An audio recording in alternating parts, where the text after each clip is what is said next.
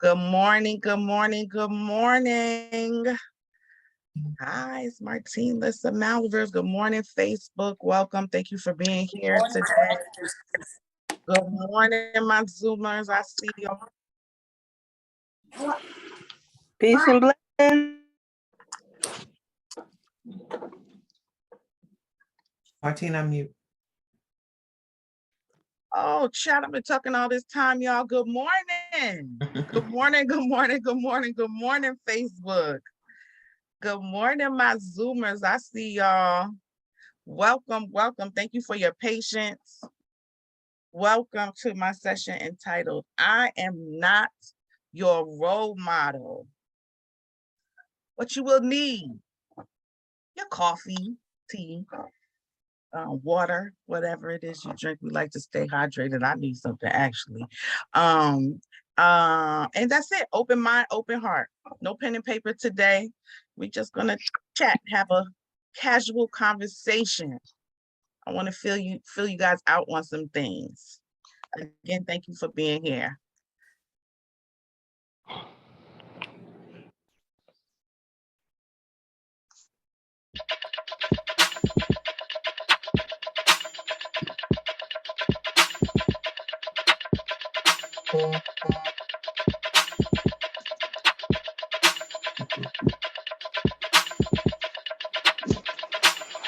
Wake up, everybody. It's time to get up.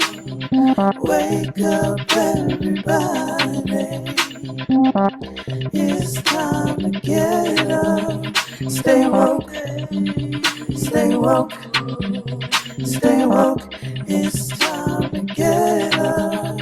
Stay woke, stay woke, stay woke. It's time to get up.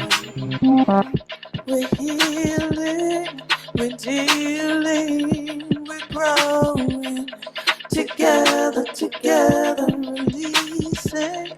We're teaching, we're moving. Together, we're learning, discerning. We're striving. Together, we're leading, connecting, transforming. Together.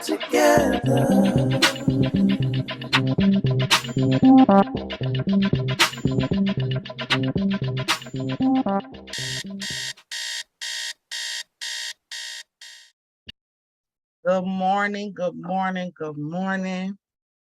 Grand Rising Woo family.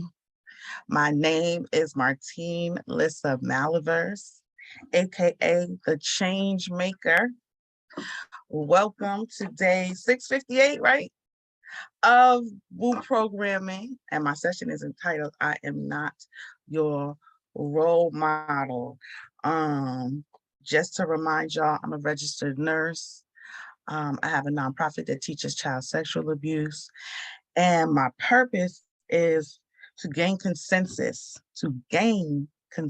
mold consensus around identifying toxic norms and replacing them with new healthy norms through engaging programming for the betterment of society. And we can go to the next slide,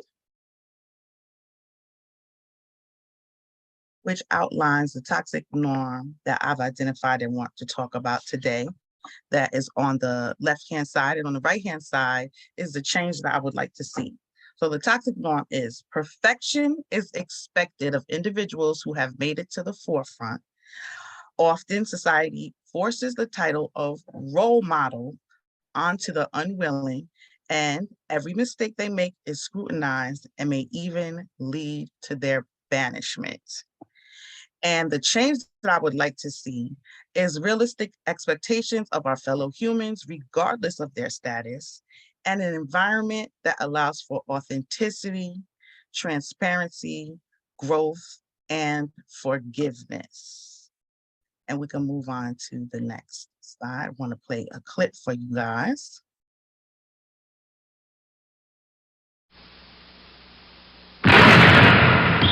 I am not a role model.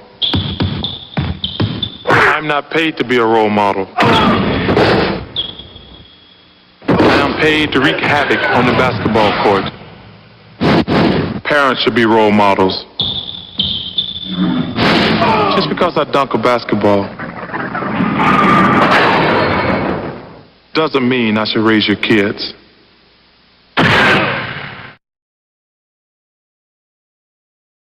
So that is the great Charles Barkley. Does anybody that commercial, I think, is from the early 90s, 1993, I saw on there. Does anybody remember that commercial and what was going on at that time? Anybody?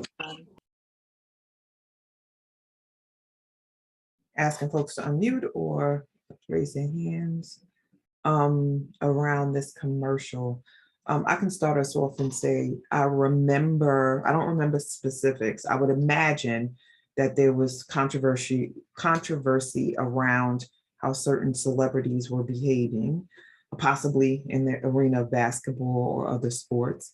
But what I remember is the debate about this, and it has come up periodically over the years about whether someone is a role model just because they have celebrity or notoriety, like known for doing things like celebrity and possibly known for doing things that are outlandish by or viewed that way by the general public. So that's my recall of it, but curious about others who might remember. Zakia said it seems familiar, however, I don't remember it specifically. Okay, and that's about right. Anybody else? Anyone? Aisha says, I recall there was also some focus on parents allowing TV to raise their children. Mm-hmm. Adam, good morning. So, good morning, Martine.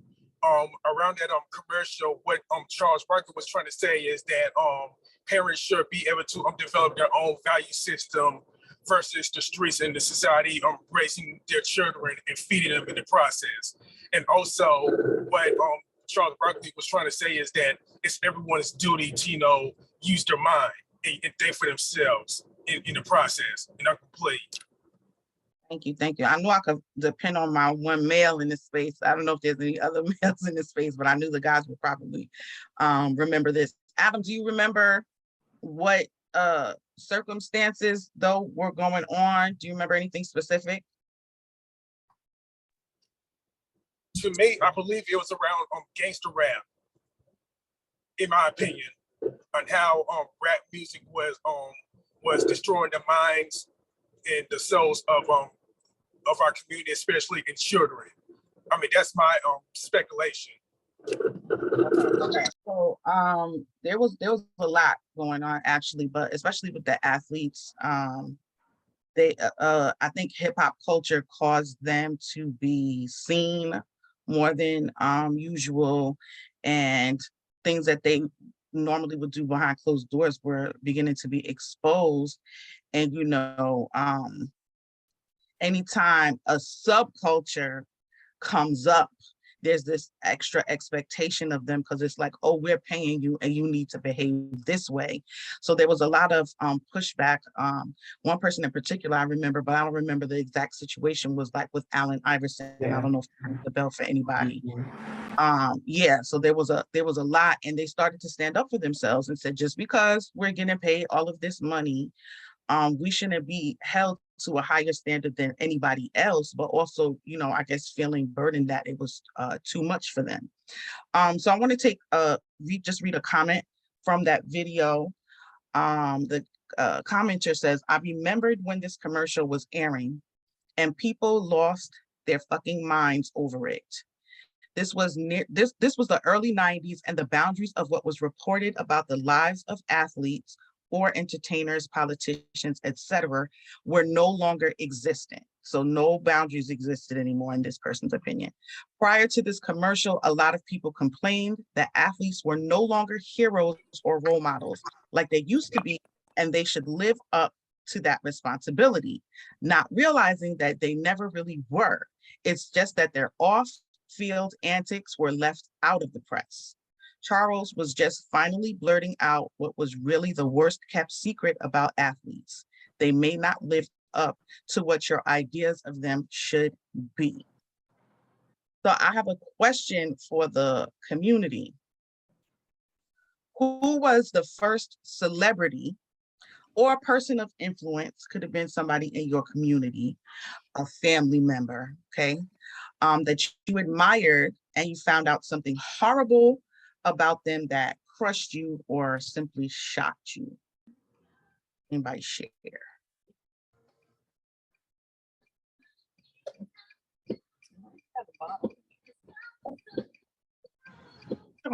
Johnny said, Jesus Christ. I'm dead serious. I know you are. I want to hear about that. I just there are things in the Bible or parts of the Bible that have been interpreted over the course of my young life, because I grew up in the church, that like had him be so pristine. But I remember someone interpreted or talked about his sometimes sarcasm and ragefulness. So one example that comes up a lot is when he went into the courts, like where the temples were, and started flipping tables and bugging out. And then there was speculation about his interaction with women that would travel with him and stuff like that. And then they had the movie, I think I was grown then, but The Last Temptation of Christ. Like I'm no longer part of organized church, but I remember like, wow, not knowing how to be with Jesus as an angry person, and just doing things other than the angelic things that they put out there in the world. So that I was being funny, but also being serious at the same time. Listen, I'm upset that I didn't think about that. You can use it from now on.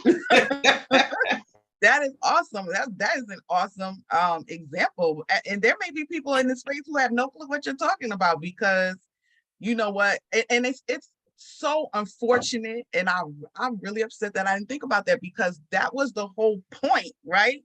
It was him coming in human form, which was the only way he could possibly save us, right? Was to be imperfect. So unfortunately, those things are not highlighted. And that is the point of this session. Wow.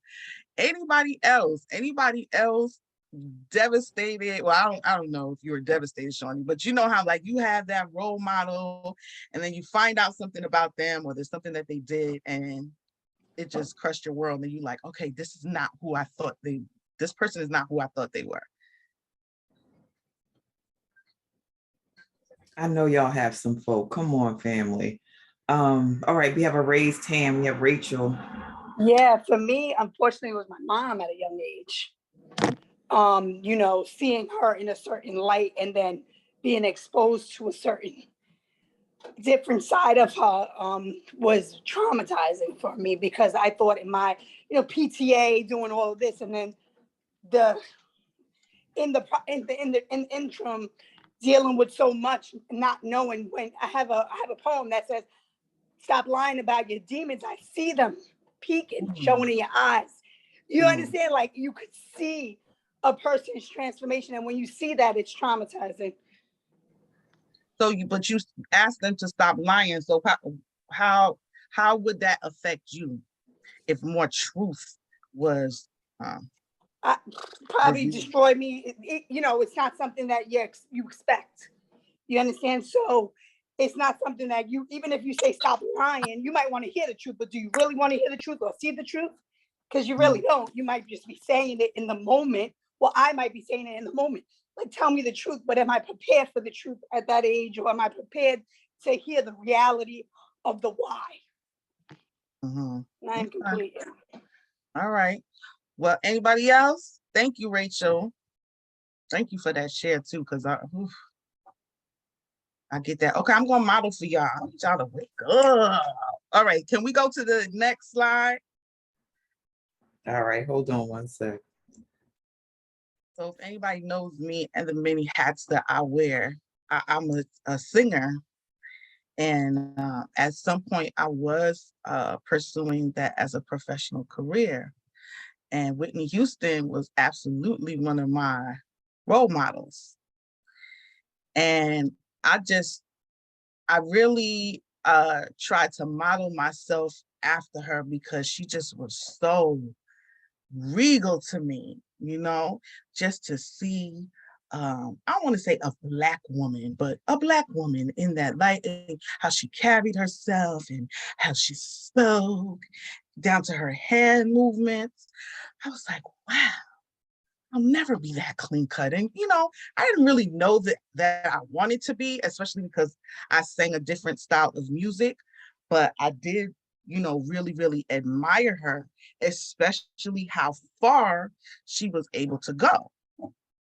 And then I don't know when exactly it happened, but I know for me, when reality TV started coming, getting more popular, and just the exposing of people's lives, when like the gossipers and people, started to gain more traction, I was like, wow, I started to see who Whitney really, really was. And I was devastated. Like, I felt like my whole life is a lie.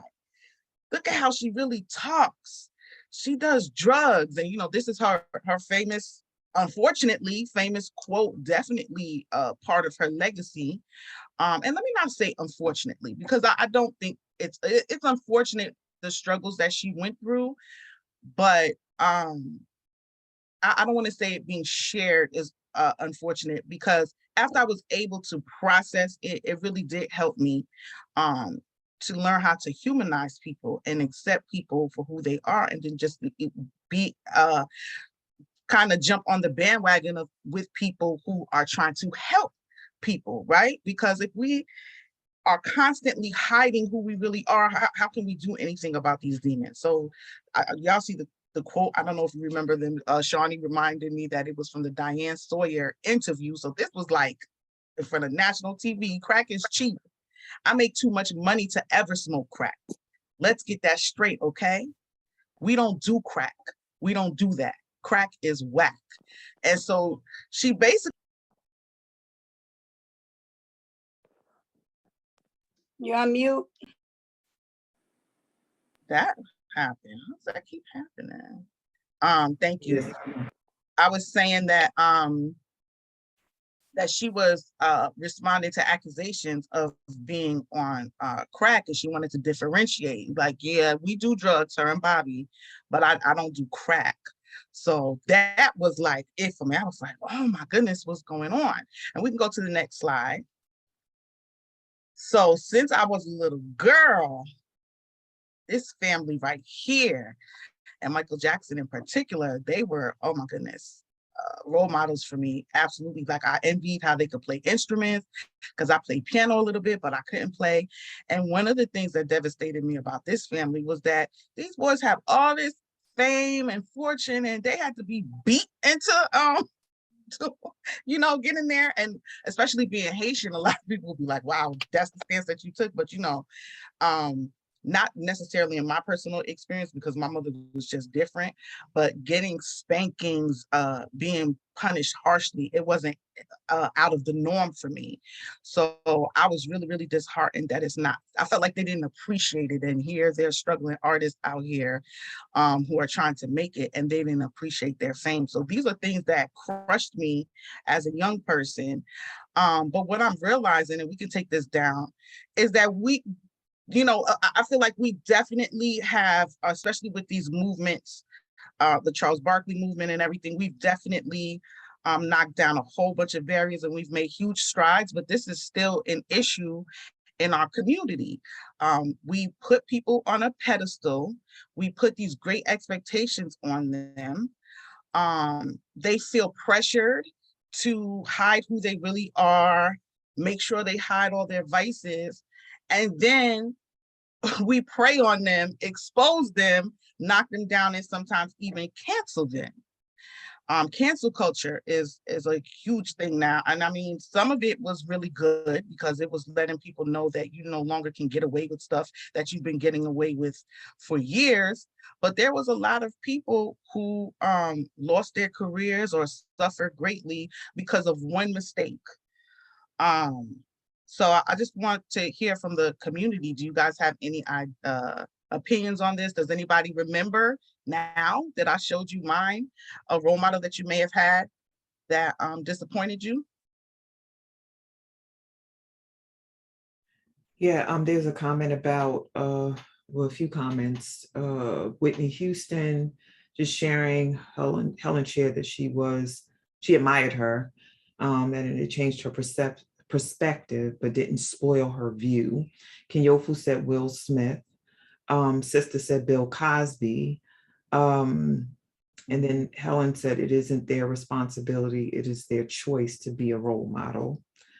And let me see. I think that is it for right now. But anybody want to speak on this? Helen, are you willing to share your experience, your shift with Whitney or sister? Yes, I Okay. can. Good morning. Thank you. Good morning. morning.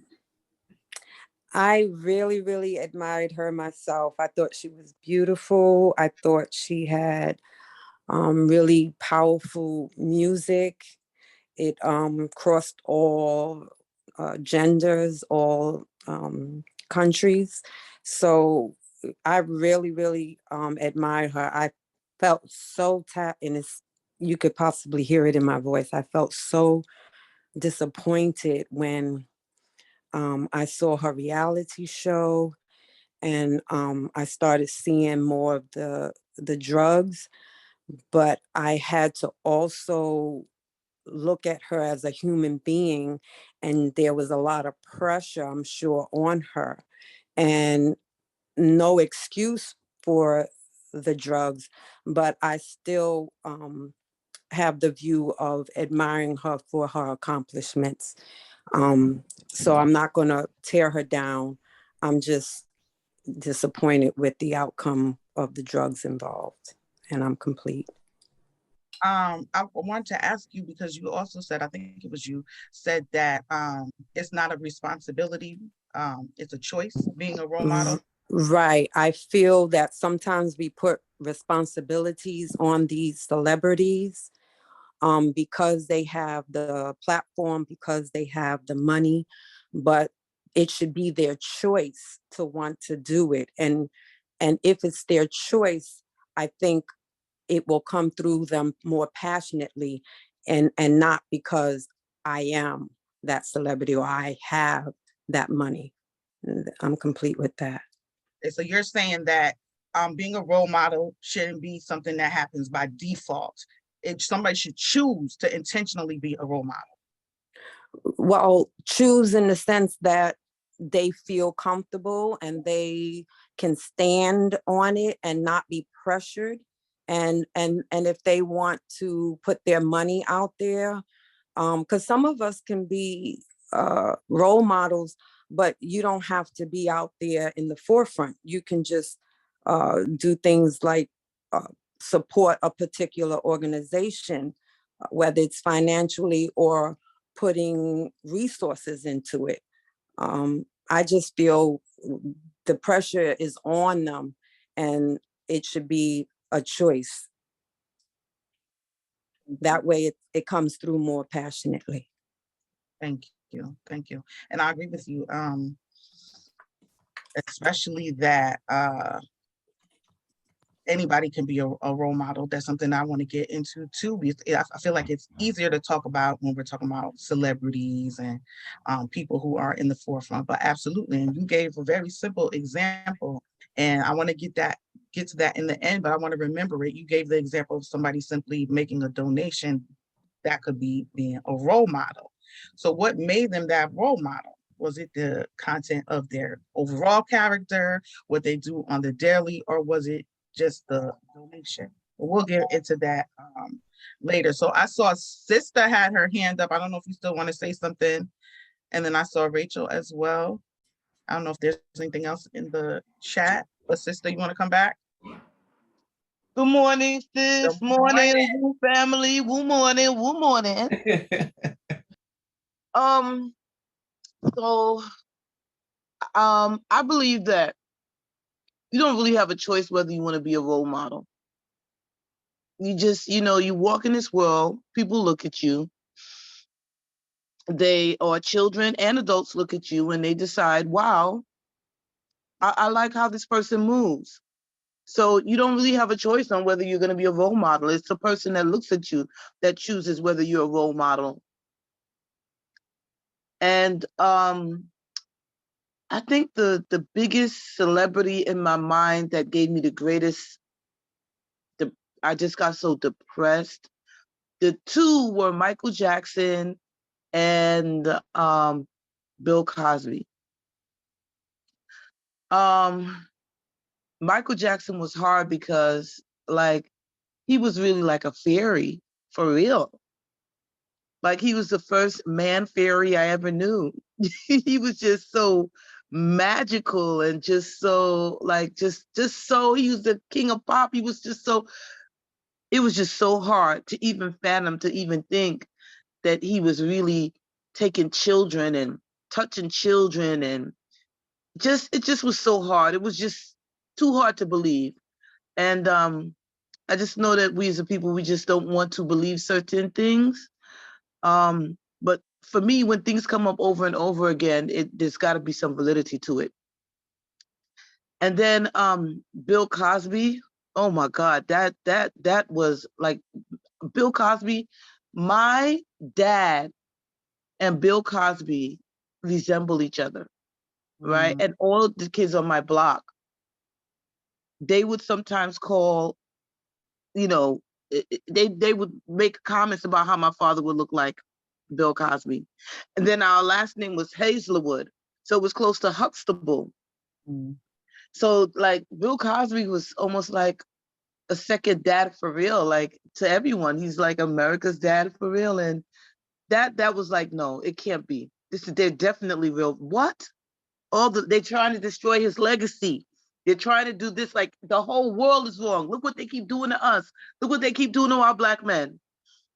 But when all these women kept popping up, I was like, okay, no, it's not. No, everybody not lying.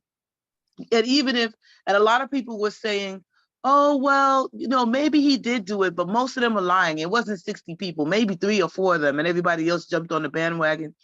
So what if it was 2 or 3 people? Would you like your sister or your brother to be drugged and for someone to take full advantage of them while they were drugged? Whether if it was just your one person, if it wasn't 50 people, if it wasn't 40 people, if it was just one person that was knocked out and fondled, or whoever knows what the hell was done when people were knocked out, is it one person enough? So those are my two Good greatest. point. But let me ask you something. Do you still listen to Michael Jackson's music? Absolutely. Michael Jackson. What's the other one name? I Believe I Could Fly. I forgot his name right now, but Kelly. That's my jam. And also Bill Cosby. I have a whole anthology of Fat Album. Yo, for sure, because I believe that bad things can come out of good people, and also that good things can come out of bad people. So yeah, I don't discard the good that they offer to the universe. I don't know what there's a lot of good things that have been offered to the universe that I take advantage of. I don't know the whole story behind it. I use light. I eat bread. I don't know the people who invented these things, what the hell they was doing to other people. So I'm going to use it. I have a beautiful bag that every time I wear this bag, people always stop me with this bag. Found out the person who made the bag, the person who made the bag was someone I know personally. They made it for me and gifted me with this bag. A year later, I found out that this person had raped a child and had to do time, for raping this child. I do not, deal with this person anymore. But I still rock my bag. because it was, that's the good part of him. And he's made a lot of things that other people use, chairs, beds. But what are we gonna do? Throw our bed away, throw our chairs away, Right. No, So yeah. last question, sister. Do you forgive Mike? And maybe you don't feel like it's for you to forgive, but do you forgive Michael Jackson? Do you forgive Bill Cosby? Do you forgive this person who made your bag? No, not really. I'm be honest with you. I don't have to forgive them. No. So their 'Cause if it was, image is forever tarnished, or images forever tarnished. say that again. Their images are forever tarnished. For me, because the nature of what they did was very brutal, and as like yourself, a protector of children, a lover of women, a lover of women in terms of sisterhood. I don't like to hear anybody hurting us or our children, period. I don't give a shit how well you color, how well you sing, dance. What the hell does that have to do? If you are hurting people, that to me is like, no, you need to be put to the side. You need to be moved away from society to protect children, because or women. I would, every woman is my sister, every child is my child. So no, I don't have to forgive them and want them to be out on the road wreaking havoc on people's lives. But if you want to sing a forgiveness song, doesn't only show up like that. Forgiveness doesn't necessarily, and I'm not debating you at all. I just want you to see that it doesn't necessarily have to mean that we release them back into society and keep doing what they were doing. But thank you so much for your share, sister. Thank you. That's real. And I agree with you. But one thing that I will say is that I have come to forgive these people. I forgive Whitney. I didn't even bring up Michael because I was like, I'm not gonna go there. But thank you for going there. You were braver than me this morning. But we'll talk about that too in the end, how I came to be able to forgive them. Because like you said, protect the children, right? That maybe doesn't add up or match up for some people. So I would like to share with y'all how I got there. Thank you, my sister. All right. Thank you, sister. You have two hands up. You have Adam, and then you also have Rachel. So where do you want to go? Can hear from them both. Okay. All right, Adam, you're unmuted, love. Okay. What I want to say that the role model that really disappointed me the most for me is sister brought it up was R. Kelly, and the reason why I say R. Kelly was because of the kind of music that he was creating. This is a guy that was very versatile with what he was talking about, from relationship issues to gospel to making party songs. I mean, he was a very versatile person, but as I got older, I started, hearing, a lot of rumblings about how he, molested, multiple women and this and that. But I didn't, jump to the fence because I wanted the whole truth to come out. So a couple of years ago, when I was watching Lifetime Surviving R. Kelly, there was like so many women who came out against R. Kelly. And then after that show was released, R. Kelly did this interview with Gayle King.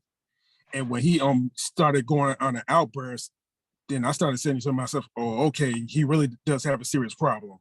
Mm-hmm. Because when he started going on an outburst on Gayle King saying this is stupid, it sounded like he was in denial of what he did to these women.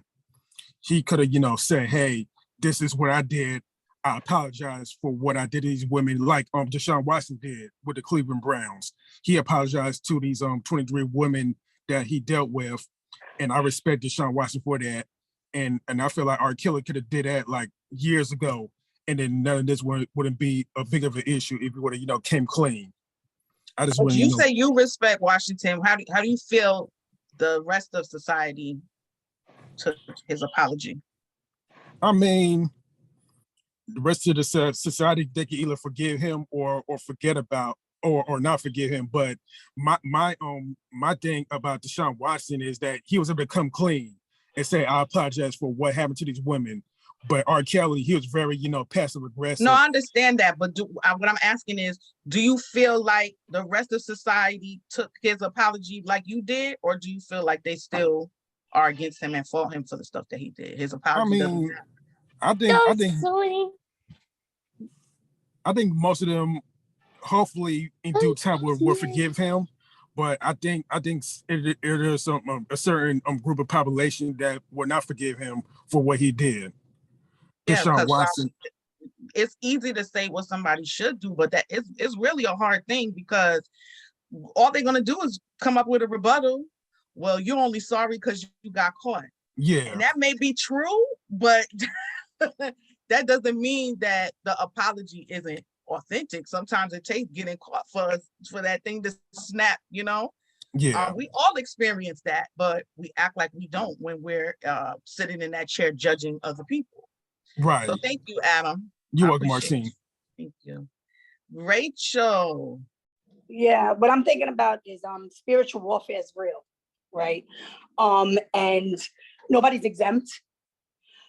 And how could, I don't get disappointed by somebody's mistakes. If it wasn't done to me personally, I don't know the truth. The media lies. I don't know if it wasn't done to my child or somebody that I know genuinely who they are. I can't judge somebody based off of what the media says. I watch it every day to this day, how the media distorts people. And when you're when you're on a level of fame and you're feeding the masses, what do you think that comes with? You choose to decide if you're prepared to deal with all the stuff that comes with, because being human is dehumanized for anybody. And not saying that being a pedophile is human. No, I'm not saying that, but is that the truth? I don't know. I don't know. Only God knows that is. So I'm just saying, spiritual warfare is real. Everybody is under attack in some way, shape, or form. Even if you choose to become a role model, you're taking on when somebody signs a contract, they don't decide to become a role model. They decide to get money and get paid. When I decided to be who I am in life, I decided to be a role model. I took on that responsibility. It didn't come with all that money. I'll tell you that much. Right, so I'm complete. Thank you. Anything in the chat before we go on?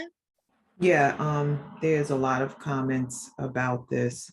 This topic is, there's a lot of opinions, so definitely a robust conversation. So just going back, you were speaking about forgiveness. I'm just trying to see how far I should go back. I saw it going. I was like, "Ooh, the chat is going." So Zakiya, I think for the most part, I have remembered that we are all human. I grew up around local people of influence, so I remember seeing them as human. Setting an example for others is admirable. However, everyone is not for it. Also, even when we take on that role, we are still spiritual beings having a human experience at the end of the day. I said, if the position is deeply connected, meaning whatever role someone has, if it's deeply connected to the principles of moral, like morality, certain values and integrity, then there is an expectation that you operate from those principles in your daily life. For example, priests in the Catholic Church, politicians. We wouldn't be like, oh, you're not a role model. You're not responsible. Oh, hell yeah, you are, because the tenets surrounding that require that you operate in a certain way. Police, like I just watched a severe beating, the 3 cops that beat that man in Arkansas, like there's an oath you take. Doctors, so don't get me started. Kenyofo, I see children as role models to other children. I agree with that, thank you. And I was commenting on the points that sister was making. I was cracking up about the bread. It's like if you found out that the inventor of bread was a predator. It's like, I ain't eating bread no more. Great point. I ain't eating meat no more. I ain't driving cars no more. I'm done. So I was like, yeah, we can't be crazy and extreme. But the stuff I can't control, I will. Let me see. Sorry about that, y'all. Then Aisha, rather than rejection, they are people also. And if we address the behavior, perhaps it would repeat itself. I'm not sure if he meant would not repeat itself. Our inability to forgive is why people hide who they really are. True, true. Kenyofu agreed. Facebook, Tiffany said, exactly, Adam, the things that Adam was sharing earlier. I said to Aisha and then anybody else who, share the opinion that my challenge with forgiveness is the blatant lies and gaslighting. And I said, Michael and Bill had a global impact and influenced so many, and they never took responsibility for the toxic and predatory behavior. I think about the lives that have been ruined and the ripple effect of those acts of abuse. Jacqueline said, and I'll do a few more and then we can move forward with your presentation. Hurt people often hurt people. I always look at abusers and predators like, who are these people and where did they come from? Where did this come from? I forgive because I also need to be forgiven. We are all creators. The bystanders also need to be held responsible. I can be disappointed. Oh, I agree, Jackie. There's more bystanders than there are predators and victims in the world. I can be disappointed and I can still admire their gifts and be blessed by those gifts. I try not to put myself in the seat of judgment. Let me see. R. Kelly comments. Aisha said R. Kelly, Michael, and others could not seek help, ever consider where they learned those behaviors. How could any seek support for their actions? They will be rejected by society and most fear the rejection, so they don't seek support. All right, so let's move forward. Martine, thank you, family, for all the shares. And thank you, Martine, for creating the space always for this level of commentary and participation. So where do you want to go, sis? Thank you. I just want to say that that last comment where it said, I feel like this is one of the changes that I want to see. We don't create an environment that is inviting to somebody being that vulnerable. And I think about R. Kelly and Bill Cosby, and it's like a lot of times their reaction was almost cocky, right? Denying it, having a sense of entitlement. But those things sometimes are fear responses. And I don't know if that's what it was going on with them, but I do know that that can be, those things can be products of fear, and it's where you want to just break down and be vulnerable, you do the opposite thing. So we really, as a society, need to think about how we can create environments that are inviting for these people to come get healing, recovery, and things like that. Just something for you guys to think about. But what I want to move on to next, I want to ask the community if there's anybody in the space who claims to be a role model or feels that they have involuntarily been put in that position. And let me give you an example. I'm going to call this out if nobody responds. Teachers. This happens with them all the time. So anybody want to talk about that and how it makes you feel, and perhaps what pressures you face? Just for clarity, when you say this happens to them all the time, what do you mean? The involuntary nature of role modeling, or them doing stuff? Like, what do you mean? I can't even remember saying that.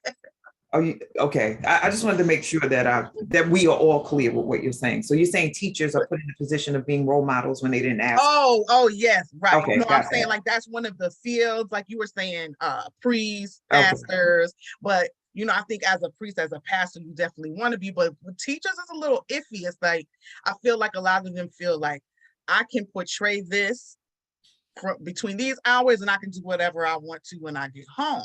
Got that. Okay. So yeah, that's what I meant. For all right, awesome. Kaisha has her hand up and Jacqueline. So Kaisha, you ready, love?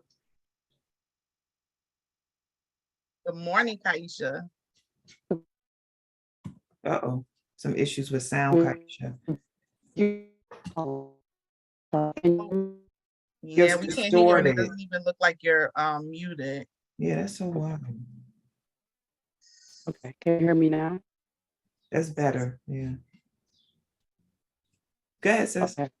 No, I was going to say with teachers, there's even a penal code that states when teachers get in trouble, the charge is like whatever, child abuse.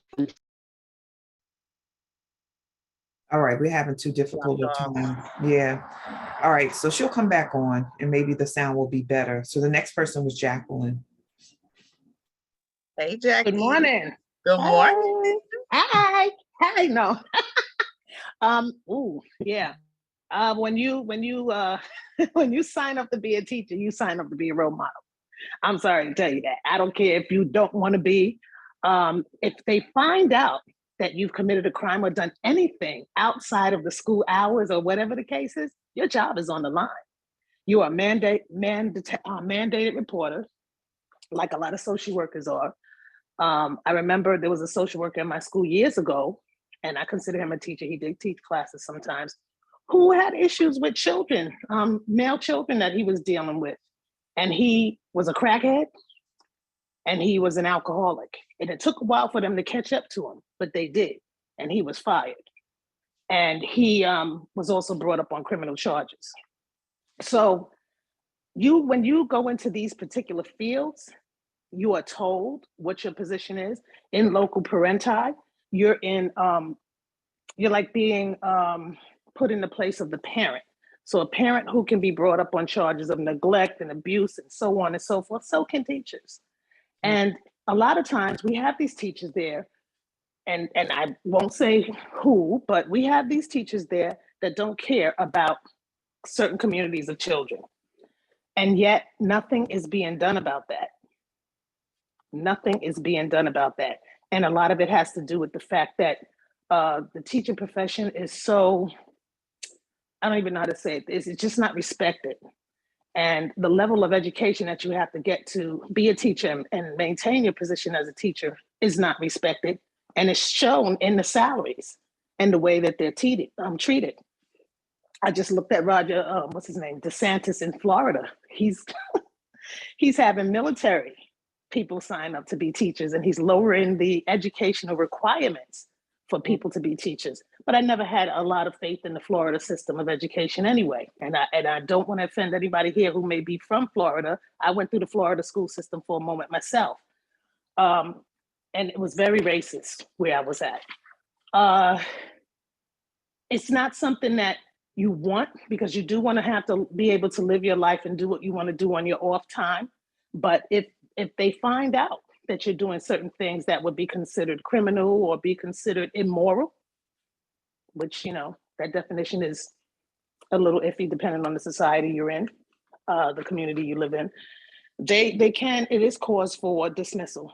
So, is there certain things that you sign up for, like being a parent? You decide to be a parent, you make the decision to be a parent and to remain a parent, then you're expected to do certain things.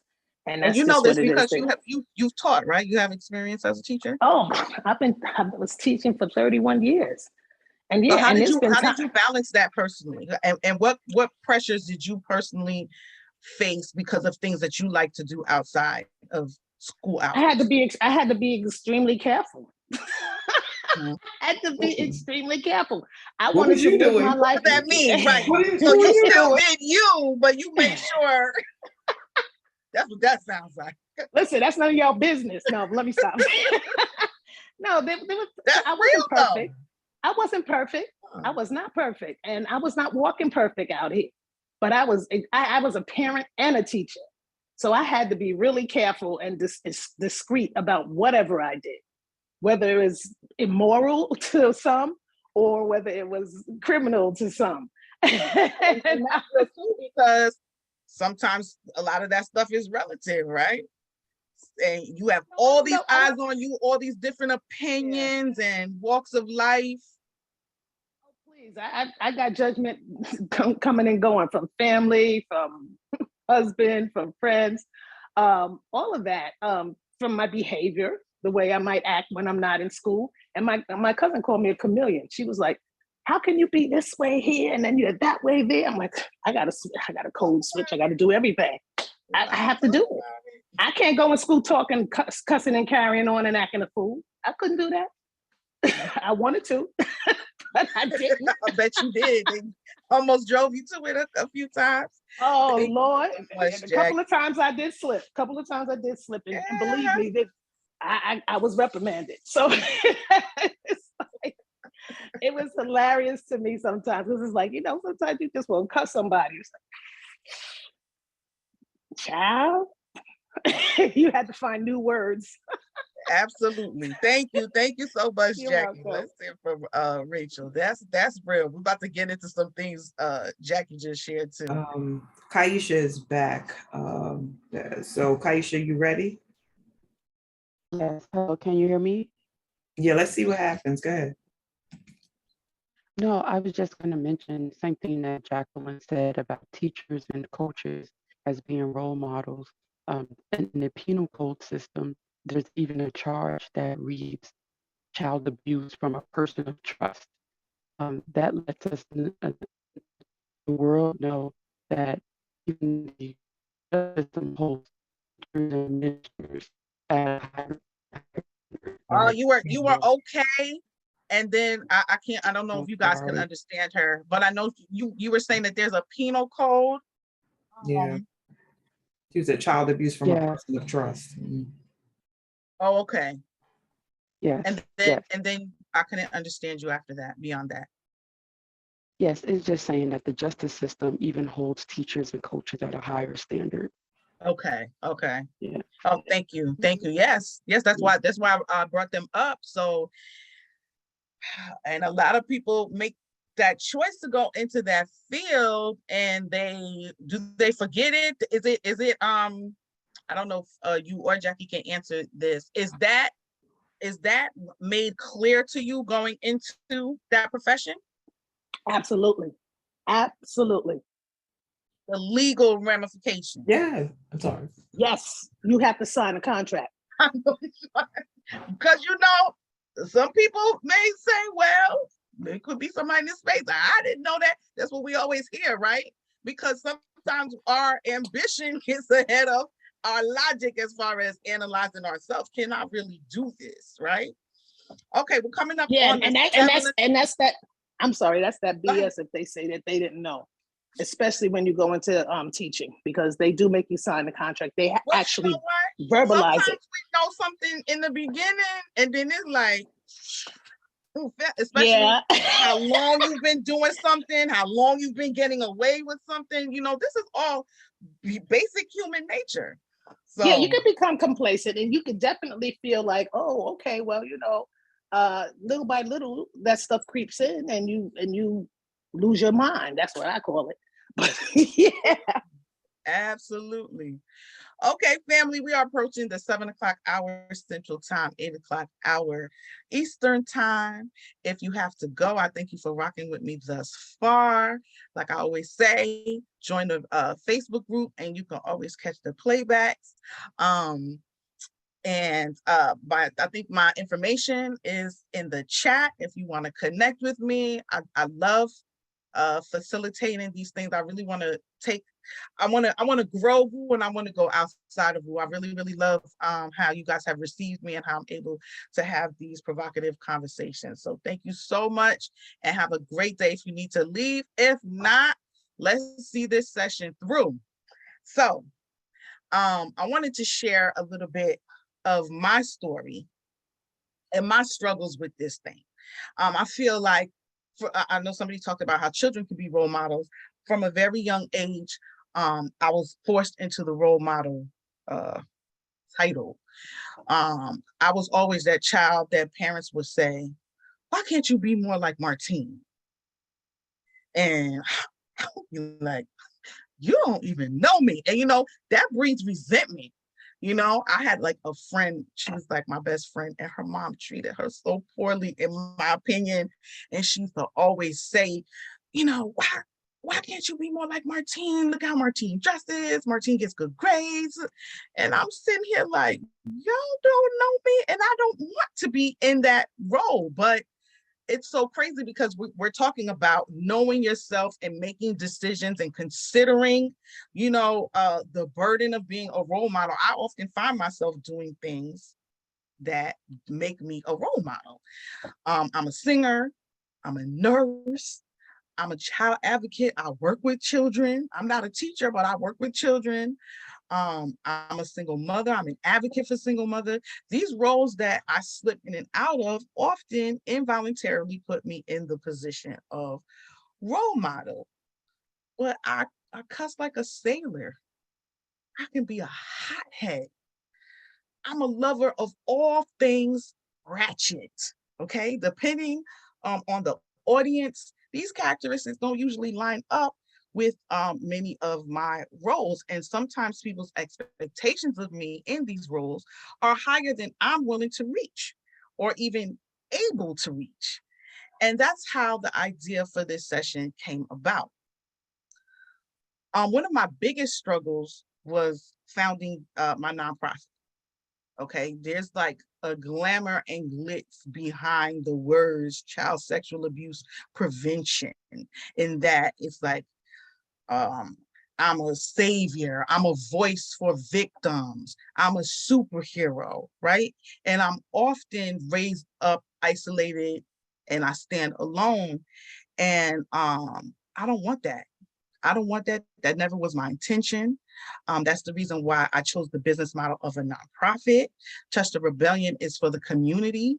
It is the community. And I remember when I first started promoting Touch on my personal Facebook page, man, I was getting torn apart by mentors, friends, and families. And they were like, you need to clean up your Facebook page. Now, I don't even feel like my Facebook page is that bad, right? But one of the suggestions that I got that I thought was just so crazy was that I need to take silly pictures of myself down. So I have this thing where I just love to make fun of people who are like the opposite of my personality, where they're on their Facebook Live. Right. So I'm on my Facebook Live and just doing stupid stuff, right? Because like to me, that just will never be me. Like that doesn't mean that I can't pose and take a cute picture, but the constant posting of these, sexy pics is just something that I like to poke fun at. And so I was being told that I need to take this down. Some of my posts, my shares, videos that I had up, they were suggesting that I take down. Now remember, I'm a lover of all things ratchet. So, and I love comedy, light comedy, dark comedy, clean, dirty, you name it. So many things on my page could be frowned upon. And when it comes to the average person, let alone someone who is out in the forefront leading, that can be questionable. I also was told that, they asked me, why would I trust you with my children? And I found myself in a dilemma because I felt that I had to completely change my persona to forward this agenda, and I wasn't willing to do that. As an artist who believes in free expression, I felt like I was being a hypocrite to do that, just to gain followers for Touch. It also defeated my message that child sexual abuse prevention is for everyone. I mean, strippers have children, right? That's one of the most looked down upon careers. Do they not deserve to stand next to me in this fight? So as professionals and leaders and influencers, where do we draw the line? Where's like the line between professionalism and authenticity? What about our regular 9-to-5s? Are you the same person at work that you are at home? Probably not, right? Are you the same person at the job that you were when you interviewed for the job? Anybody want to volley and talk about this with me? Because one thing I will tell y'all that was very, very freeing for me is releasing some of this. But I know that it also is hindering me. And I often ask myself, what am I fighting for? Right? Because if I'm blocking my personal advancement in this fight just to rebel, am I really benefiting from it? So does anybody have any thoughts on that? Anybody else doing this balancing act or not?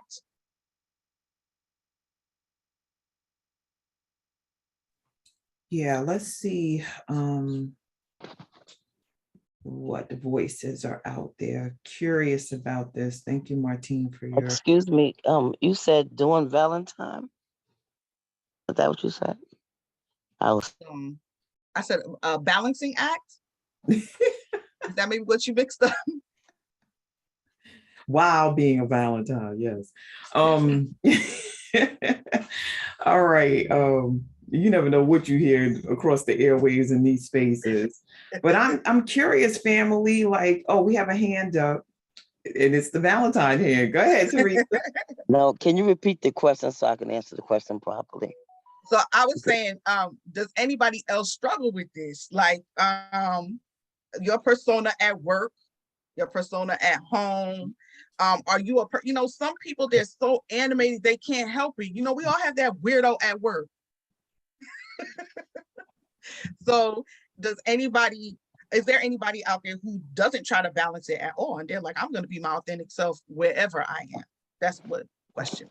Well, I feel like I'm being my authentic self now than ever. I don't think I was before, because I just feel like I wasn't comfortable with me. So because I wasn't comfortable with me, I wasn't myself. So, and I feel like hopefully I won't curse nowhere, but I have, maybe not to the extreme that I might, but I just feel like me monitoring myself, I guess, trying to fit up to whatever people think about me is not good, because I just feel like I have to try to fit in, to go along, and I don't want to do that anymore. So I'm myself, I feel like I'm most of my time. My thing, what I do now is I do a lot more listening, because that was something I didn't do, is I listen a lot more, so I can really hear. I was asleep, really half sleep whenever, you answer the question, so I didn't really hear it. And I'm complete. Thank you, Teresa. Good to see you. You're too beautiful. Baby girl. How your baby girl? I've been good. All right, you have a few hands up. Next is Joyce Benton. So Joyce, are you ready? Joyce. Yes. Good morning. Hey, everybody. Hi. Patience Star. Hi. Love me. Yeah, I used to do that years ago. Oh, be all animated. Hey, how you because I have my own business. And hey, how you doing? Hi, all animated and stuff and all. And it doesn't work. It got tiring. So I just started just being myself. And it works better that way, because the first, I used to do that and it just was like so draining. You know what I'm saying? I felt like I had to be, in order to get contracts, in order to get customers to accept me, I had to be all bubbly and all. I'm still professional, but I had to be, someone, create this character before I come into a contract, just to get the contract or be accepted. And it doesn't work. And I learned that long time ago from myself, because it just became like not authentic, and I just said, just be yourself, girl. And just, and I get more contracts when I'm, I get more accepted when I'm myself, and bring my own personality into it, instead of thinking that I have to be a certain way to get something, out of life. Thank you. Thank you so much for your share. That's very encouraging to hear that switching into your authentic self and taking off that mask actually brought you more business. You're welcome. All right, Dakia is next. Hey, You ready? You still there, Dakia? Hello. All right, well, Can I go last, please? I'm trying to watch my. Thank you. All right, Athenia.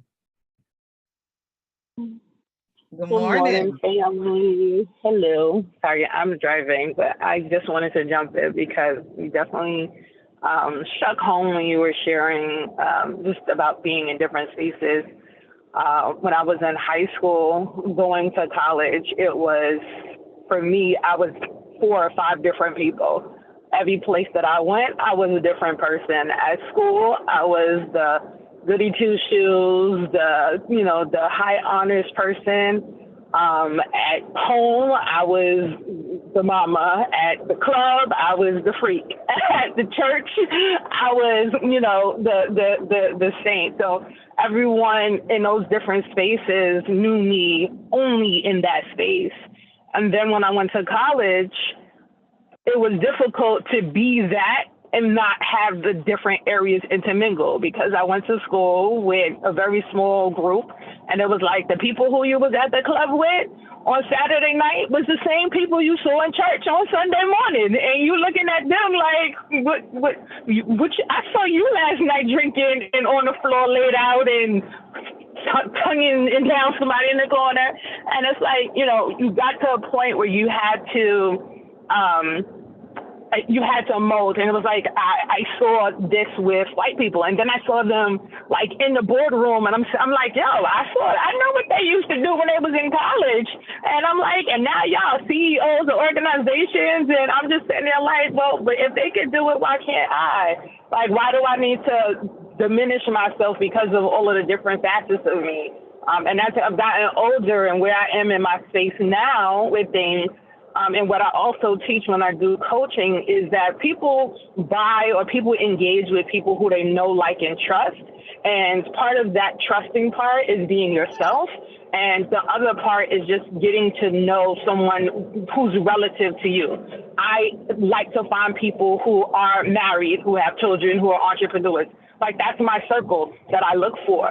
And so others might look for someone, like you said, like ratchet comedy or whatever the case may be. And so you're going to appeal to those people. And that's why I was like, I need to continue. And I always encourage people, be yourself. That's who people are looking to partner with, not the image that you want to create of yourself. And I'm complete. Thank you. And you bring up a very good point. Some of us are very monotone, but a lot of us, we have different facets to us. And I know that's definitely it with me. Sometimes I've been accused of being phony, and I'm like, no, that's just another side of my many personalities. I don't know if that's a good thing. Maybe I need to get my head checked. But I think that we're so judgmental that we don't even consider that. I'm very flexible in that sense, and I love being that flexible because it affords me it gains me entry into so many different circles. I'm telling you, like, I will be on the block with the drug dealers. I'm not selling drugs with them, but I can have a conversation with them, right? And that's something that used to really drive my mother crazy, because she'd be like, don't you care about how you look?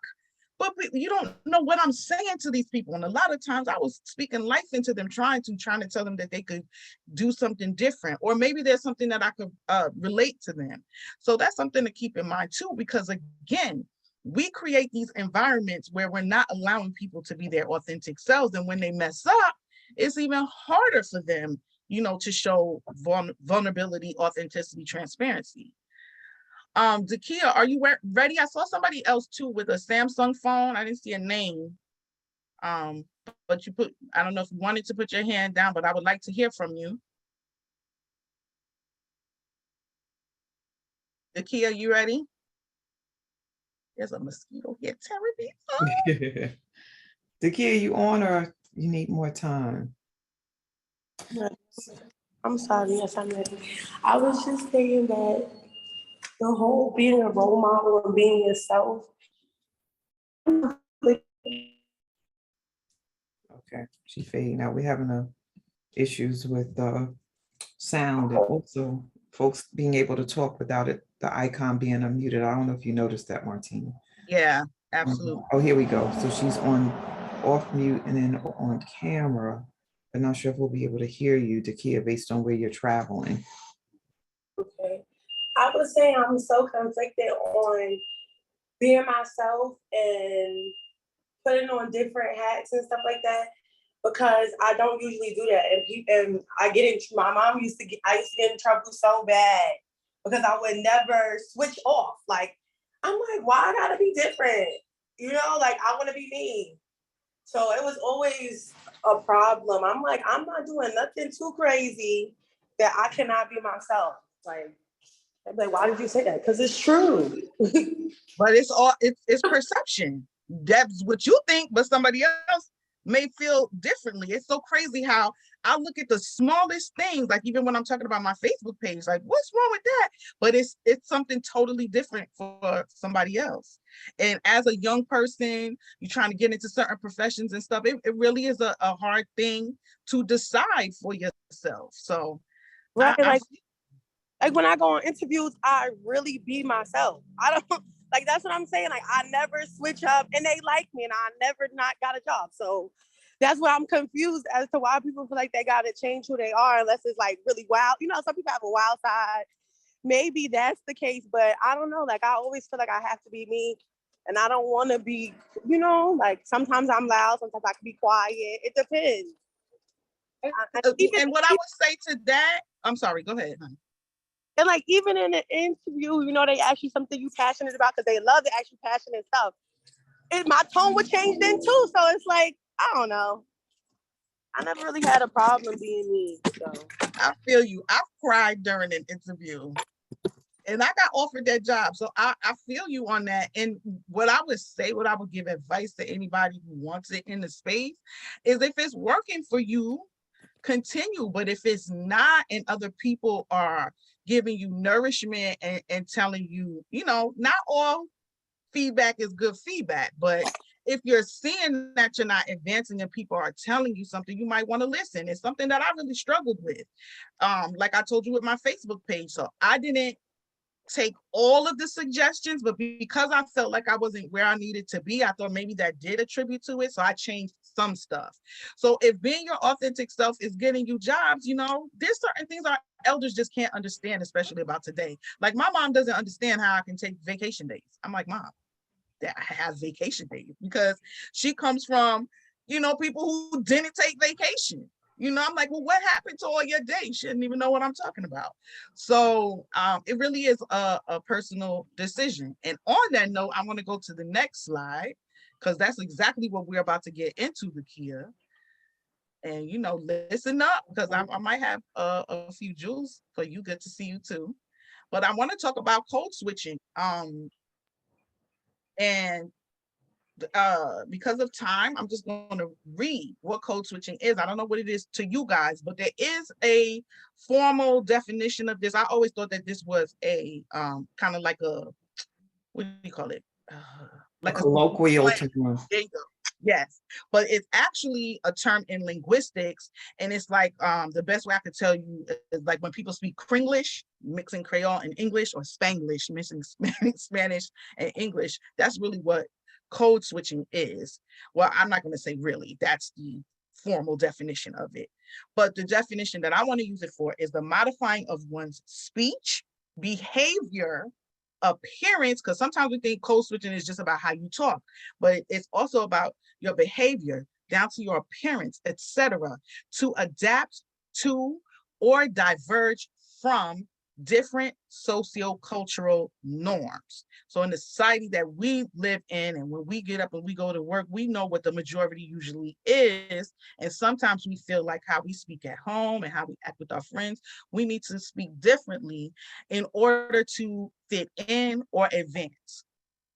When speakers seek approval in social situations, they may code switch. This can include, but is not limited to, the language of choice, accent, dialect, and paralinguistic features used in the conversation. In contrast, code switching may also occur when one wishes to emphasize the social distance between himself and other speakers by using speech with linguistic features or behaviors characteristic of his own socio-cultural group. So you can code switch forwards and backwards. You can code switch to adapt to the person that you're speaking to, or to separate yourself from that person. So what I want to know from you guys, we're going to try to do this poll really quick. I should have warned you guys to bring the poll up. But it's just 2 questions. Have you ever code switched seeking approval and or for personal gain? Make sure you read that good because I'm saying why you code switch. So have you ever code switched for those reasons? Yes or no? And how often do you code switch in general? So just in general. You know, some people, they change when it doesn't have to be culturally, it could just be because they're talking to somebody who they're not familiar with. I do that. I will not, I cuss like a sailor, but I will not curse in front until I feel a person out to make sure that I will not make them uncomfortable, because I'm flexible and accommodating like that. So that's just what that means. Daily, sometimes, rarely, never. So really quick, guys, we have 27 people in here. Fill this out for me really quick. And let's see where the community stands as far as code switching. And also let me know if anybody has any questions on code switching. Can I share a different take on code switching? Because I feel like I code switch because of my culture. Like, my part of my family is Hispanic and the other part is American, and then the other part is Caribbean. So when I'm around my Caribbean family members, I definitely have a Caribbean accent. You know, I'll do a whole lot of head rolling more than usual. And, you know, so that to me is a form of code switching as well. Absolutely. Absolutely. So I don't know if that, if this is not clear, but you can switch forward and backwards. So let's just say from what you are comfortable with, or, you know, again, a lot of us, we wear many different hats, a lot of facets. We could just be code switching just because somebody different is in front of us. So maybe it's not for personal gain or work or anything like that, but just to adapt, because that is another facet of our authentic self.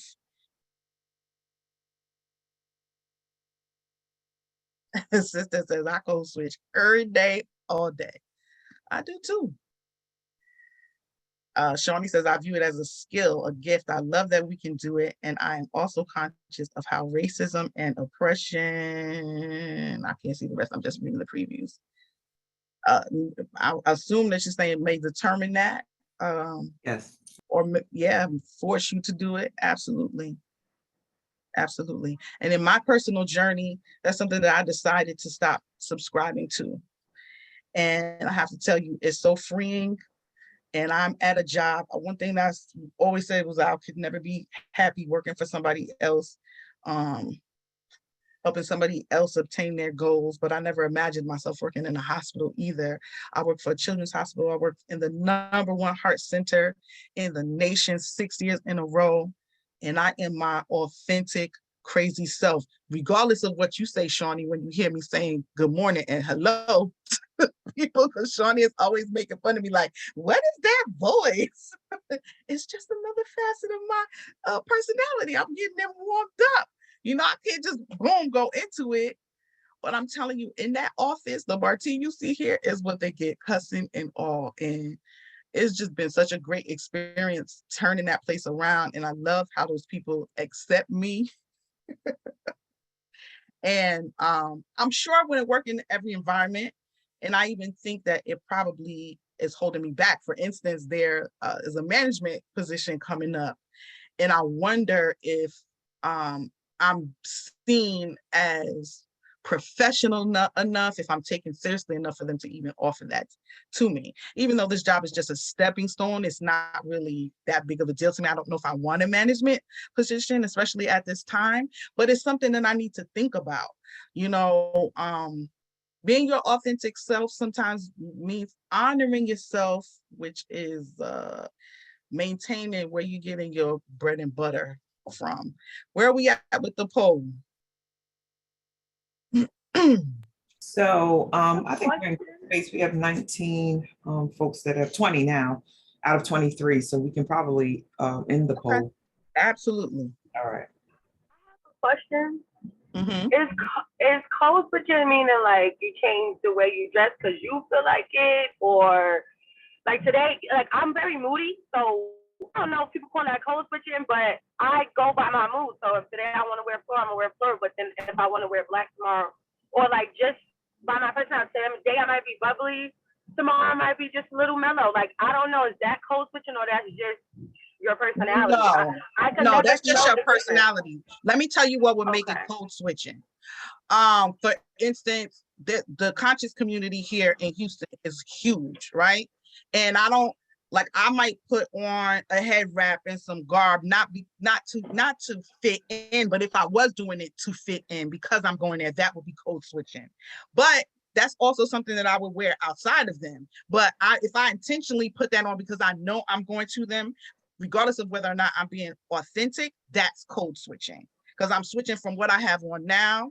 Like I wouldn't wear this around them. Not that I wouldn't, I'm just saying, if I make a conscious decision to take this off and put a head wrap on and a wrap skirt because I'm going to see them, that's code switching. Does that make sense? Okay, yeah. Yeah. When I went for my interview, I was suited up, and it's so crazy because I had just come back from vacation, and I rarely add hair because my hair just doesn't take it; it breaks off. But I had on some faux locks, and I had this interview, and I was like, dang, and it was after vacation, after being in the water, so I just twisted it into this nice little bun, and what they see today, that's not who they got at the interview. And I tell them all the time, where y'all messed up is letting me get past that 90 days. Stuck with me now. Okay, so guess what? Out of the 23 people that took this poll, 100% say that they have code switch seeking approval and or for personal gain. I think that is just living in America is just what you have to do. And sometimes what you want to do.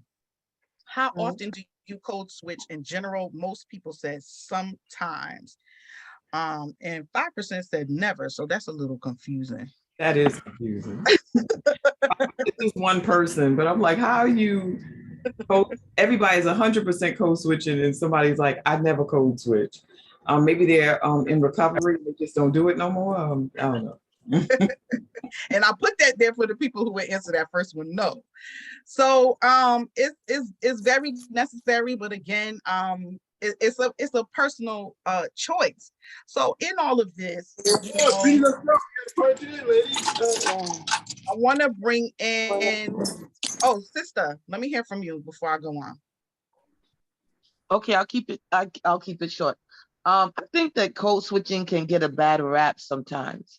I actually think it's a skill, and it's a great skill to have. And I don't think that one is being inauthentic by code switching. I just feel that different rooms, there are different things appropriate for different rooms, and just respecting the room that you're going in. So if I'm rapping at the club, I'm going to the club to get all of that, to express all of that ratchetness inside of me, to get it out. But if I'm at church, it's because I'm not behaving ratchet at church. It doesn't mean that. It means that this is pulling on a different part of my spirit. It's time to be quiet. It's time to listen. It's time to tap into the spiritual side of me and feed that, or if I am speaking to some people from around the way, and I say, girl, whatever, street talk, and then I go to work and we're at a meeting and I don't do that, I feel that that is a bad thing. It's just that this is appropriate for this setting, and that is appropriate for that setting. And also, I feel that everyone does not have I'm not required to give everyone access to a certain part of me. So if I'm speaking, like, let's say patois, Creole, any of those intimate languages that we speak with our families, that's intimate. That is for my mother, for my father, for my sister, that kind of speech. It's intimate. It's for us. Everyone, I don't have to speak that to everyone. Everyone doesn't have to be a part of that part of myself. That the part that I give them, in which my speech might be a little bit different, it's just appropriate for that space. So, and in terms of dress and all of that, yes, absolutely. I can be at the masjid one day with a whole hijab on, okay? Facts, straight facts. And then go to a bingi, a Naya bingi ceremony for, the Emperor Selassie, and wear a different garb. I do that very easily. You know, I can then go to any other temple, you know, just anywhere, and adapt the dress that's appropriate for the room that I'm setting in. So if we have to cover our head, I'll cover our head. If I have to take off my shoes, I'll take off my shoes. You know, if in this space we say gracias, I'm going to say gracias in that space. But if we're saying shukran, I'm going to say shukran in that space. Or if we're saying asante sana or madasi pa, in that space, I'm saying asante sana and madasi pa. I think it just opens me up to more communities. And yeah, I'm complete. Give thanks. Ashe. Two things that I really want to highlight from your share is that sometimes code switching is showing respect. And you use church as an example. I think that's a great example. Absolutely, absolutely. You need to have some level of flexibility. Sometimes you may not want to share an intimate part of yourself with somebody else. So you switch. Absolutely, absolutely. I see Shawnee going in.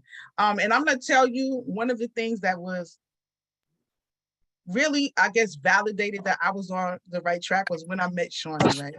Because even though she is so down to earth, and one of the things that I love about Shawnee as a leader is she's not going to let you worship her or separate her. One thing I can't stand is when I'm like, okay, I want to hear from Shawnee, and then she's like, well, this person has something to say. All right, well, I want to hear from you right now, or maybe that person spoke already, because she's just so humble.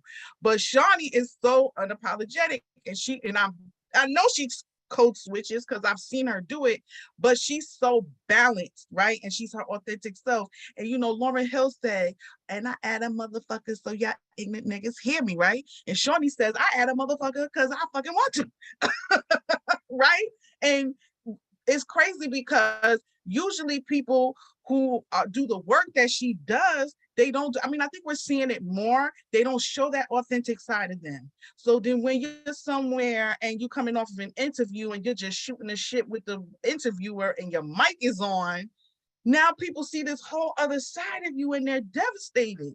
But perhaps if you were a little bit more balanced in showing who you really are, and when it happened, and then the times that you fall, you help people. Like that's one of the things that I'm really passionate about in churches.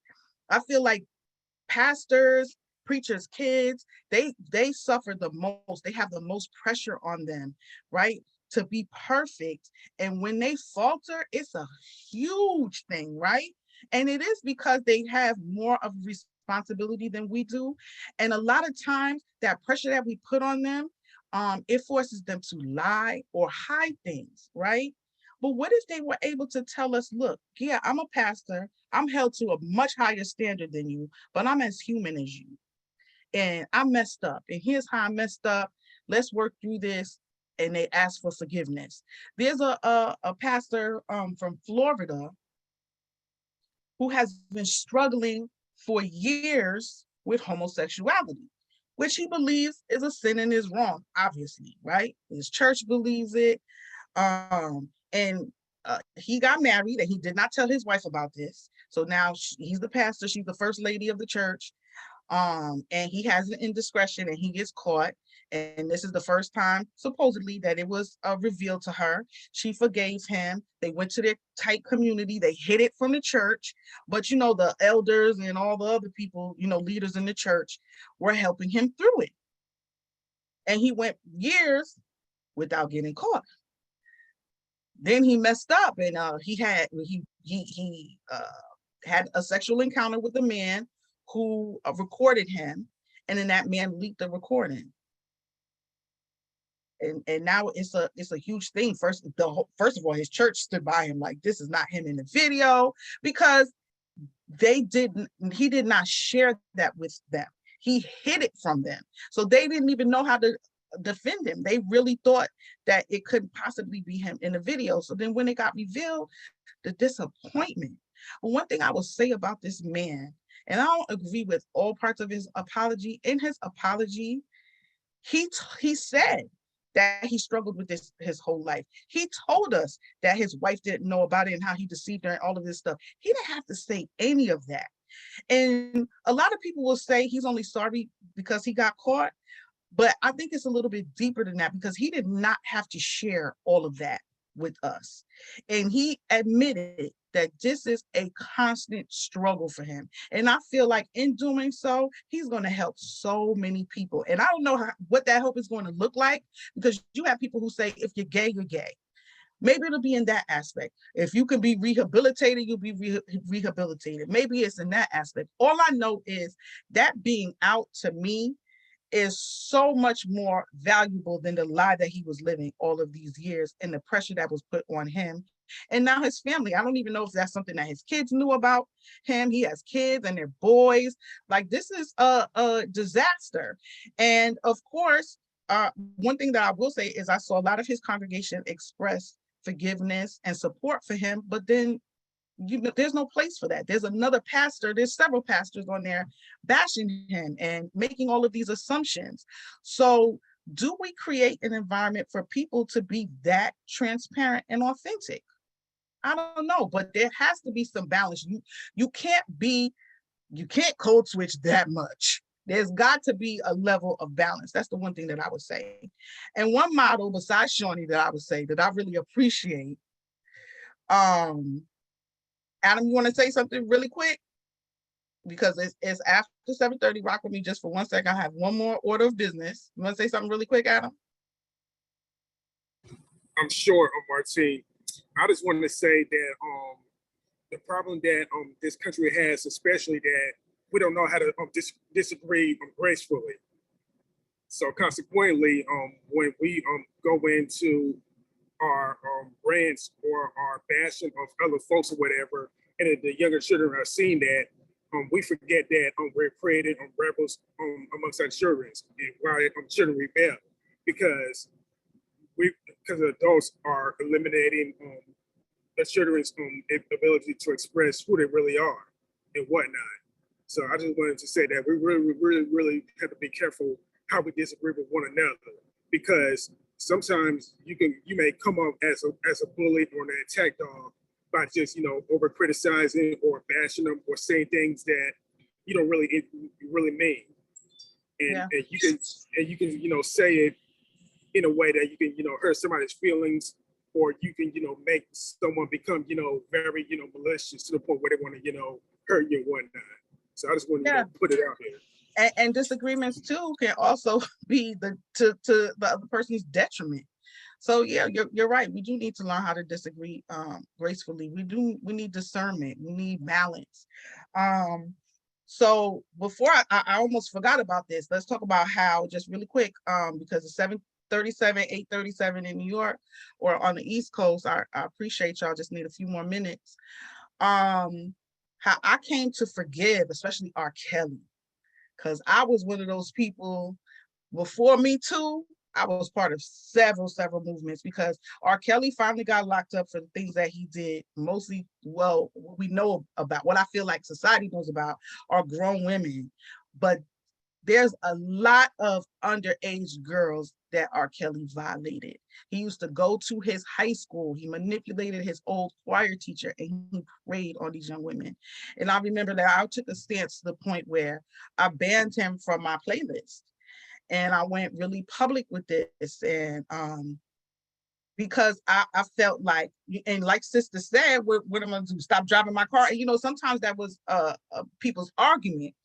But it was only temporary. I didn't say that to anybody. It was only temporary because I was really trying to stop his income. He wasn't paying his child support or anything anyway, allegedly. And it was just a stance that I wanted to take. But I promise y'all, as soon as R. Kelly got arrested, not even convicted, arrested, I was playing "Smells Like You're Ready." And I struggled with that too, because when you listen to these lyrics and you understand what this man was thinking when he was writing it, I was like, at first I was like, I can't ever listen to this stuff at all. And R. Kelly is definitely one of my role models musically, because of his art, his harmonies, his melodies, but his audacity to say some of the stuff that he said, right? But my perception of what he was saying, I had no clue what he was really saying, right? But art, what is art? Art is what you see, what you feel. So that is how I learned to slowly implement R. Kelly back into my playlist. And I ended up forgiving Whitney, forgiving R. Kelly, forgiving Bill Cosby. Is just looking at this whole picture and really, where would they be? We always say what we want. Well, if you just confess and you just, I get in that space too. But where would that take them? Would it really fix things if we still are the way that we are and we be in society as a whole? Have we created an environment for these people to be that vulnerable and be that honest? No. So I choose to forgive. I can't forget. Some people think that if you don't forget, you haven't forgiven. Yeah, that's semantics maybe, but I do forgive them, and I'm hoping that I can identify some things in people around me where we can prevent these things, because that's what it's all about. It's about taking these toxic norms and changing them into healthy new norms. So I want everybody to think about a model they could have for balance. And again, besides Shawnee, one of my models is Obama, because Obama is a gangster and he was the president of the United States. That man done got caught cussing so many times, and he just does whatever he wants to do. He brings his authentic self and his personality to the situation, but he is so balanced. I mean, everybody's not going to respect Obama, but I think that we can all agree that even people who didn't vote for him have an admiration and respect for him. And I aspire to be like him, especially this job is a stepping stone, and I feel like I'm almost there. But I want to share this clip, and then I'm going to send y'all on your way.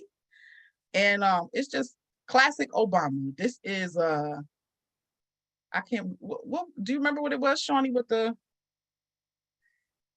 It was a big to do, and this man, this is how he decided to represent himself. All right, let me get it together. Hold on one second. While we do that, if you would just check out what's in the chat, just give me a little bit more time. Absolutely. And thank you, my love, because a lot of folks are saying stuff, and I think it's important to share. So what you see up in there?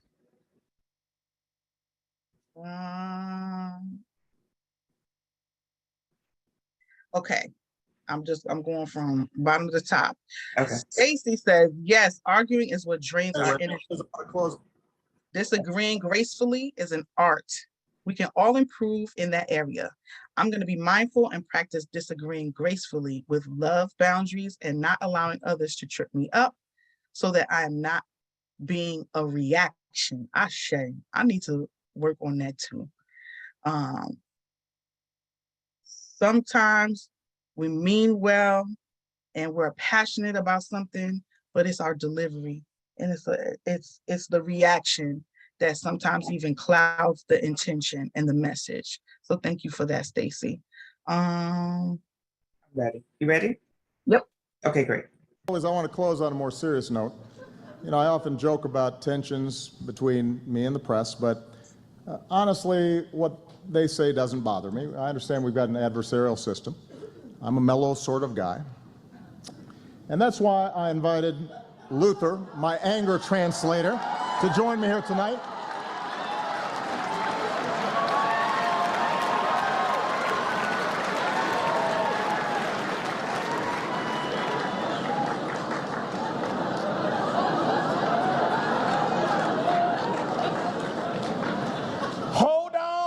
Your lily white butts.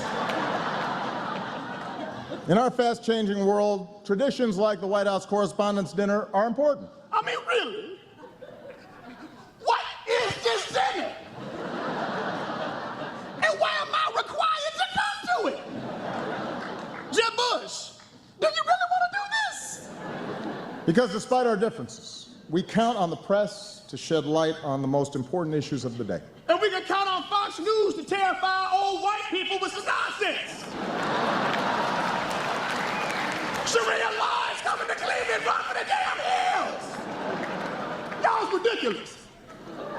We won't always see eye to eye, Oh, and CNN, thank you so much for the wall-to-wall Ebola coverage. For 2 whole weeks, we were one step away from the Walking Dead. And then you all got up and just moved on to the next thing. That was awesome. Oh, and by the way, just if you haven't noticed, you don't have Ebola. But I still deeply appreciate the work that you do. Y'all remember when I had that big old hole in the bottom of the Gulf of Mexico, and then I plugged it? Remember that? Which Obama's Katrina was that one?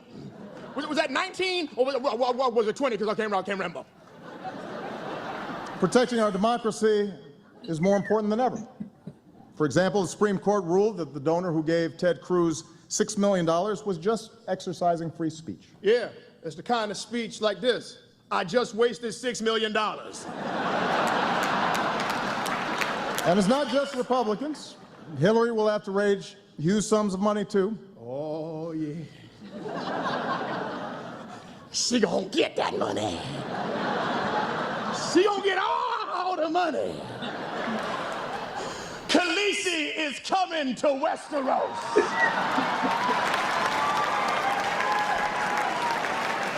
Watch out! Whoa! The nonstop focus on billionaire donors creates real problems for our democracy. And that's why we're running for a third term. No, we're not. We're not? Who the hell said that? But we do need to stay focused on some big challenges, like climate change. Hey, listen, y'all, if you haven't noticed, California is bone dry. It looked like a trailer for the new Mad Max movie up in there.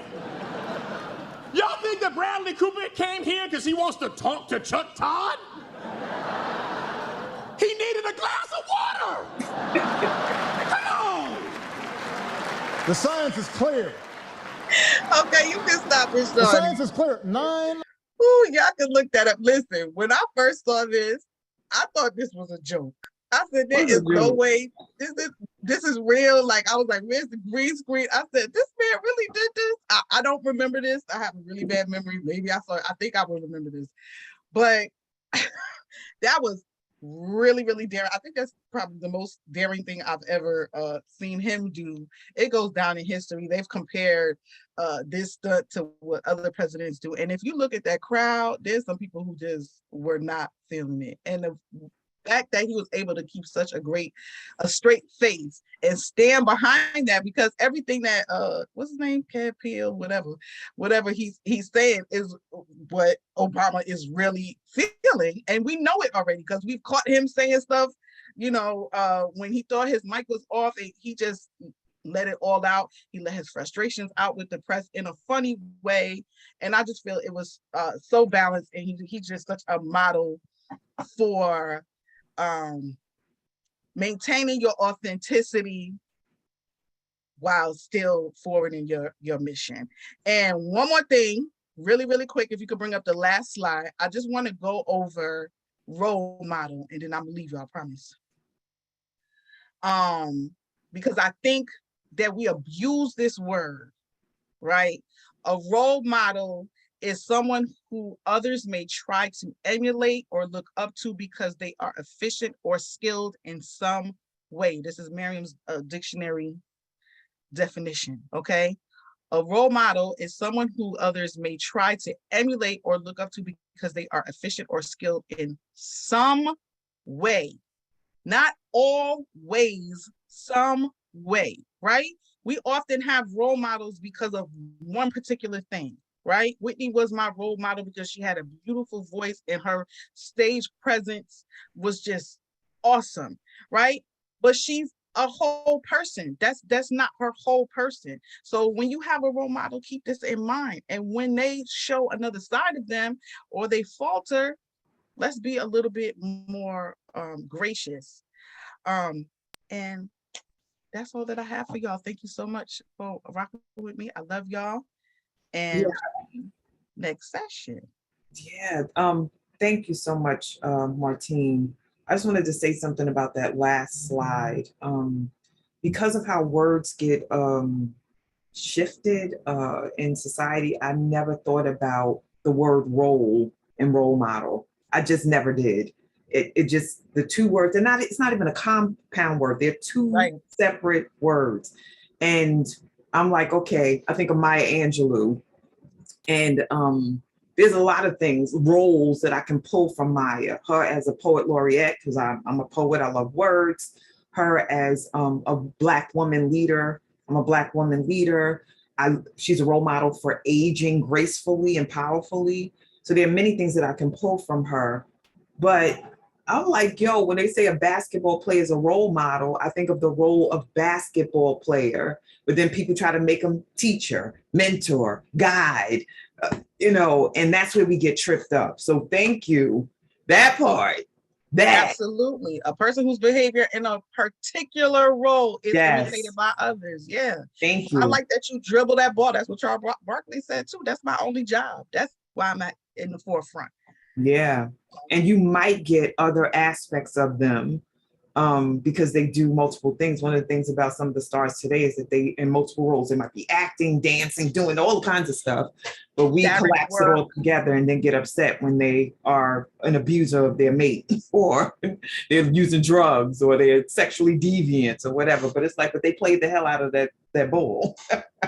And what I'll say really quickly is that the challenges that I have with some folks who are predatory is that they took acting and then became an authority around how to be in family and raise children and what you should eat. That's when it becomes problematic for me, is when they cross all over these different lines and then start telling us how to live and then get caught out there with deviant things that they have done. That's when it becomes confusing for me. I don't know about anybody else.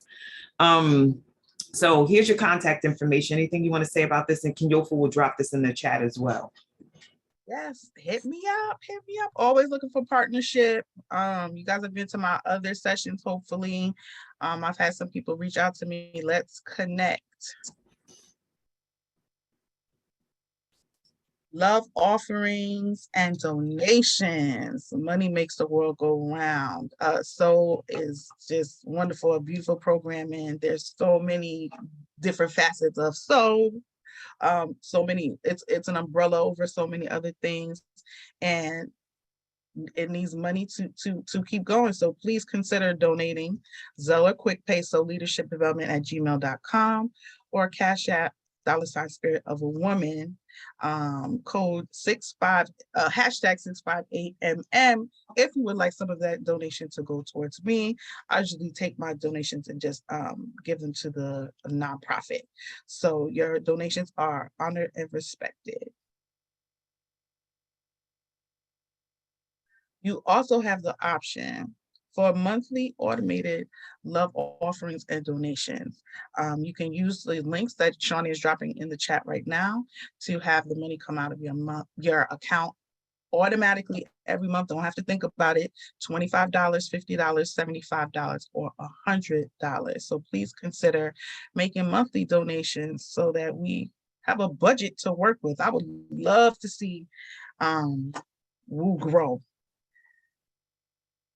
Even though I love my tight-knit family right now. So coming up next, tomorrow, Wednesday, August 24th, we have Sam Renee, and the title of her session is Receive the Signs, Make the Shift. And then on Thursday, August 25th, got to put this in my calendar, we have Shawnee Benton Gibson. The 3 Phases of Womanhood is her session's title. So please register, use the links down there so you always know who's coming up, what's coming up, and any newcomers, stick around, stay with us. Thank you so much. Thank you, love. All right, once again, family, for the 19 folks that are in the space, just reminding you to keep inviting. Like Martine said, she would love to see the community grow.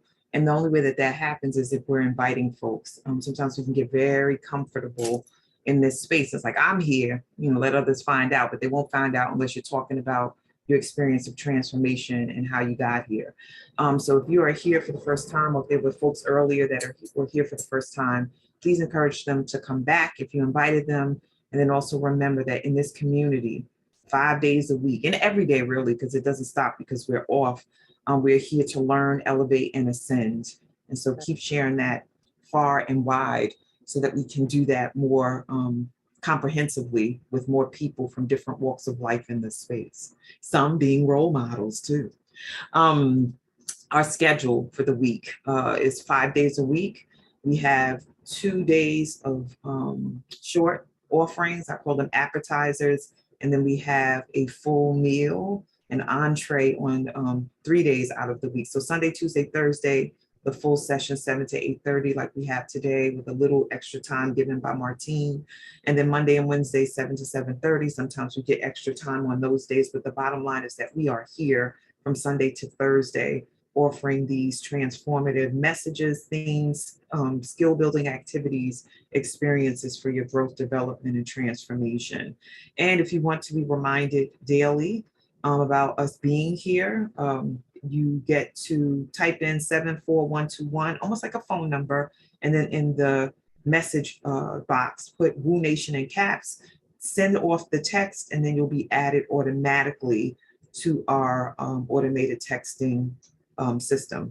And Woo Swag, if someone's birthday is coming up for this month or the month of September, anytime in the fall, buy them some Woo Swag.